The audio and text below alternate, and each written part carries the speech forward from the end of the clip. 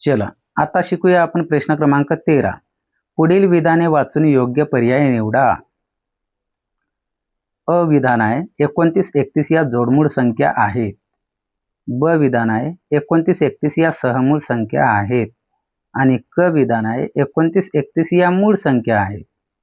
मग आता हे तीनही विधाने कशी असतील?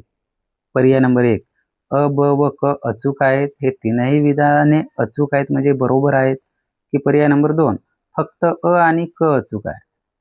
अ आणि क हे दोनच विधाने बरोबर आहेत. की पर्याय क्रमांक 3, फक्त ब आणि क अचूक. म्हणजेच पर्याय ब आणि क हे दोनच विधाने बरोबर आहेत. की पर्याय क्रमांक 4, फक्त अ आणि ब अचूक.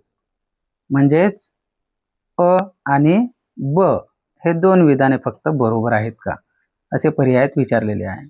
चला मग तिन्ही विधाने आपण नीट समजून घेऊया. विधान अ दिलेला आहे 29, 31 या जोडमूळ संख्या आहेत. आहेत का निरीक्षण करा. तुम्ही शिकलेले आहात 29 आणि 31 या दोन्हीही मूळ आहे आणि त्यांच्यातील फरक 2चा. 31 तून 29 गेले 2, म्हणून या जोडमूळ संख्या आहेत. राईट मारलेले आहे. त्यानंतर ब 29, 31 या सहमूळ संख्या आहेत. आता 29, 31 या सहमूळ आहेत का? आहेत, कारण 29चे विभाजक मूळ संख्येचे विभाजक 2च असतात. 1 आणि 29 हा दुसरा विभाजक. आणि तिच्या जोडीतील दुसरी संख्या कोणती आहे? 31. मग 31चे सुद्धा आपण जर विभाजक पाडले तर मूळ असल्यामुळे 2च मिळतील, 1 आणि 31.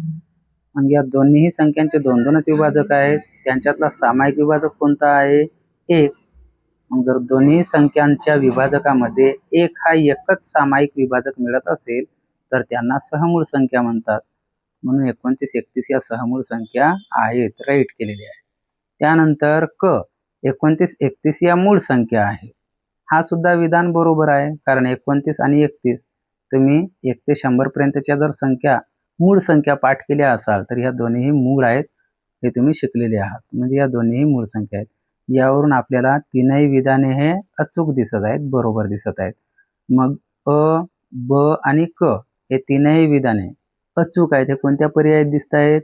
पर्याय क्रमांक 1 मध्ये अ, ब व क अचूक. म्हणून उत्तर दिलेलं आहे 1. पर्याय क्रमांक 1 हा तुमचा उत्तर आहे. अ, ब व क अचूक.